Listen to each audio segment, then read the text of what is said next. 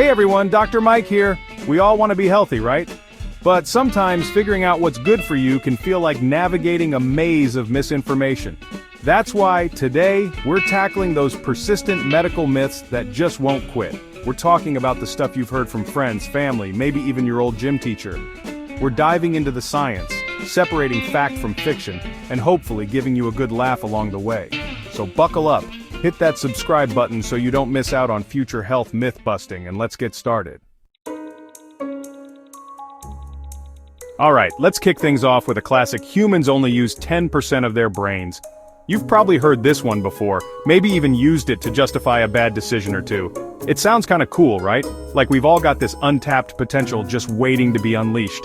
But here's the truth, it's complete nonsense. Think about it, our brains are incredibly complex organs. They control everything we do, from breathing and digestion to thinking and feeling. Do you really think we'd have evolved such a large, energy-hungry organ if we were only using a tiny fraction of it? Neuroscience tells us that we use virtually every part of our brain every single day.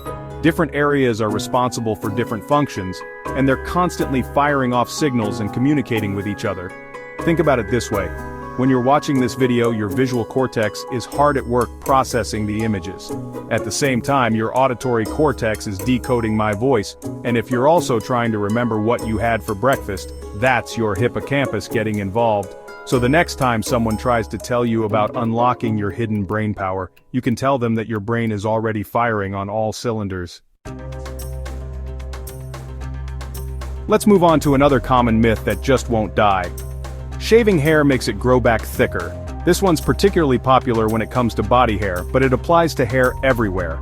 The truth is, shaving doesn't change the thickness, color, or growth rate of your hair. What it does change is the shape of the hair shaft. When you shave, you're cutting the hair off at the surface of the skin, creating a blunt tip. As the hair grows back, this blunt tip can feel coarser or stubblier, especially compared to the tapered end of unshaven hair. This is why it might seem like your hair is thicker after shaving. But don't worry, this effect is only temporary. As the hair continues to grow, the tip will taper out, and it'll feel just like it did before you shaved. So if you prefer a clean-shaven look, go for it. Your hair won't grow back any thicker, I promise. This next myth is not only untrue but also incredibly harmful. Vaccines cause autism. This dangerous claim originated from a deeply flawed and retracted study that has been thoroughly debunked by the scientific community. Let me be absolutely clear. There is no link between vaccines and autism. Numerous large-scale studies involving millions of children have consistently shown this. Vaccines are one of the greatest public health achievements in history. They save millions of lives every year by protecting us from serious and potentially deadly diseases. The ingredients in vaccines are rigorously tested and proven safe. The decision to vaccinate your child is a personal one, but it's important to make that decision based on facts, not fear. Talk to your doctor, get informed, and protect your family from preventable diseases. Let's talk about another common misconception. Antibiotics cure viruses. This is a big one, and it's important to understand the difference between bacteria and viruses. Bacteria are single-celled organisms that can cause infections like strep throat, urinary tract infections, and some ear infections. Viruses, on the other hand, are much smaller and need a host cell to replicate. They cause illnesses like the common cold, the flu, and COVID-19. Antibiotics are specifically designed to kill bacteria. They work by interfering with bacterial cell walls or their ability to reproduce. They have absolutely no effect on viruses. Taking antibiotics for a viral infection won't help you get better any faster. In fact, it can actually do more harm than good. Overusing antibiotics contributes to antibiotic resistance, which is a major threat to global health. When bacteria become resistant to antibiotics, it becomes much harder to treat infections, leading to longer illnesses, more doctor visits, and even death. So, the next time you're feeling under the weather, don't pressure your doctor for antibiotics. Let them determine the cause of your illness and recommend the best course of treatment. Sugar causes hyperactivity in kids. We've all seen it, the birthday party sugar rush, the Halloween candy frenzy. It's tempting to blame sugar for our little ones bouncing off the walls. But here's the thing. Multiple scientific studies have shown that sugar doesn't directly cause hyperactivity in children. While it's true that kids often consume sugary treats at events where they're already excited, parties, holidays, celebrations, the excitement itself is more likely the culprit for their behavior, not the sugar. Think about it, kids are naturally energetic, they get excited easily, and their energy levels can fluctuate throughout the day. It's easy to misinterpret this natural exuberance as a sugar rush, especially when it coincides with sugary treats. So, while it's always a good idea to moderate sugar intake for overall health, don't beat yourself up if your kid goes a little wild after a slice of birthday cake. Chances are it's the excitement of the occasion, not the sugar, fueling their energy. Staying hydrated is crucial for our health, but how much water do we really need? You've probably heard the rule. Drink 8 glasses of water a day. It sounds official, right? But here's the catch. This widely quoted rule isn't based on any solid scientific evidence. The truth is, the amount of water each person needs varies widely depending on several factors, including activity level. If you're sweating more due to exercise or hot weather, you'll need to drink more fluids to compensate. Climate hot, humid weather can dehydrate you faster, increasing your fluid needs. Overall health. Certain medical conditions and medications can affect your fluid balance. Instead of rigidly sticking to the 8-glass rule, listen to your body. Thirst is your body's natural signal that you need to drink more fluids. Pay attention to your thirst cues and drink water throughout the day, especially when you're thirsty. Eating carrots dramatically improves eyesight.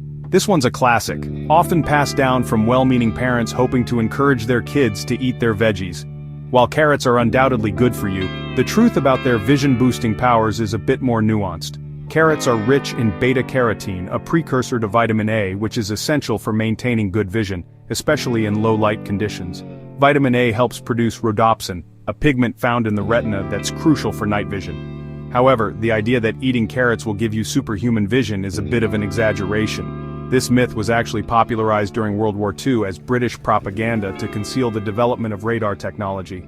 The Royal Air Force spread rumors that their pilots' exceptional night vision was due to a diet rich in carrots, throwing the Germans off their trail.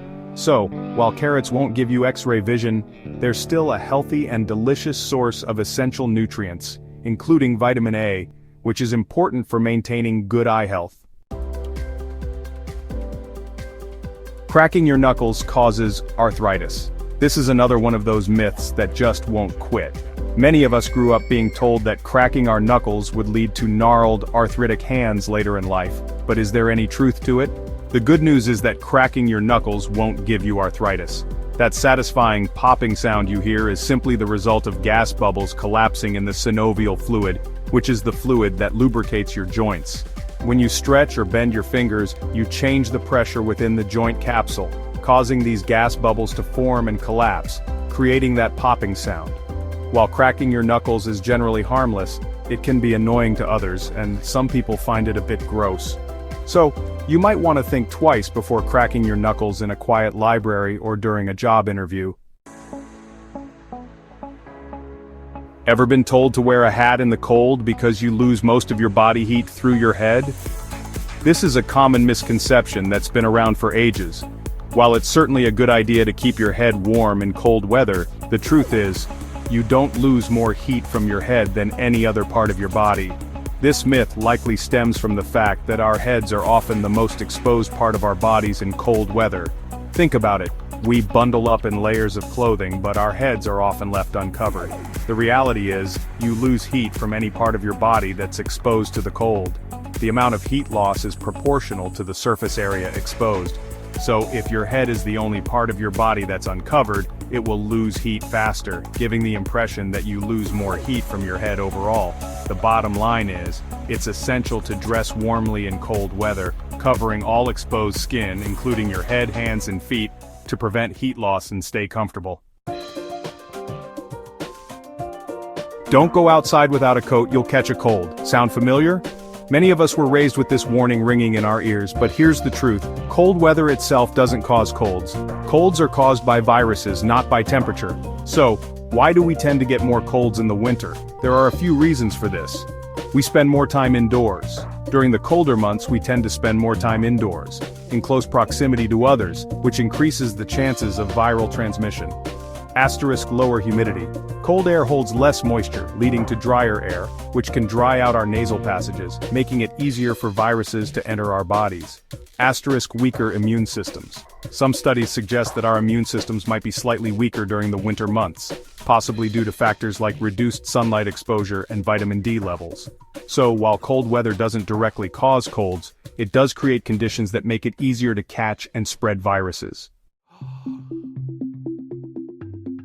That wraps up our top 10 medical myths debunked. Did any surprise you? Let us know in the comments below, and don't forget to like, subscribe, and hit the bell icon for more fascinating videos. Remember, staying informed about your health is crucial. Don't believe everything you hear. Always do your research, talk to your doctor, and make informed decisions about your health. Thanks for watching, and see you next time.